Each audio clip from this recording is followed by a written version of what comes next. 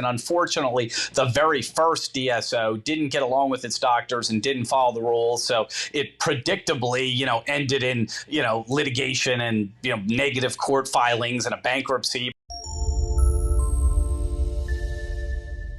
You've got to do a couple things in this industry. You got to get along with your affiliated doctors, because you can't really own them, so to speak. You've got to, your relationship is contractual in nature in most cases with the affiliated doctors that own the dental practices that are affiliated with the DSO. So you got to get along with them.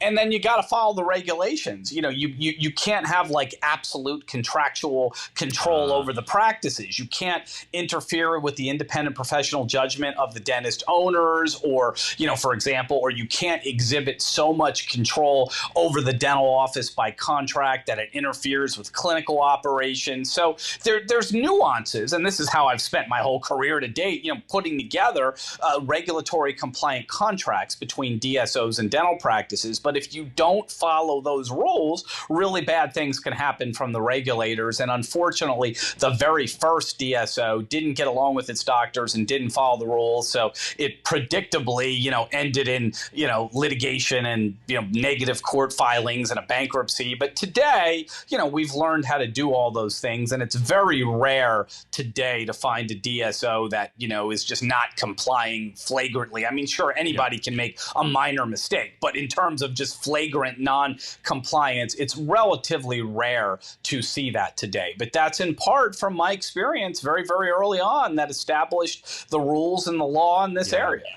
Yeah. You gotta, the rules had to be established because it was kind of uncharted territory, and people then had to set the precedent there. So you right now, right now, where's like the best place to focus if you were going to start a DSO? Like what state would you go to from a legal standpoint? Like where's the best place to practice, would you say?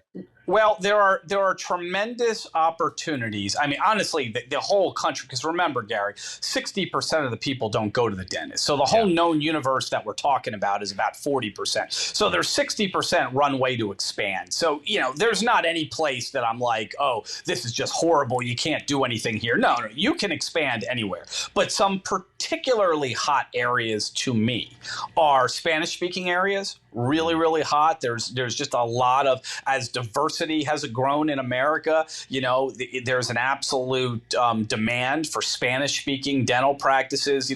This can be anywhere, but places like Arizona, places like California, places like Texas, are just really doing terrific, in Spanish-speaking communities. That's one. Another one is sort of the Midwest. If you follow the old Big Ten, not this new Penn State and Rutgers thing and Maryland. No, if you go to the old Big Ten and you go to Iowa and you go to Minnesota and, Nebraska is over there too. And you look at, those type of rural Illinois, not Chicago, but rural Illinois, there's tremendous opportunities right now in these places for expansion.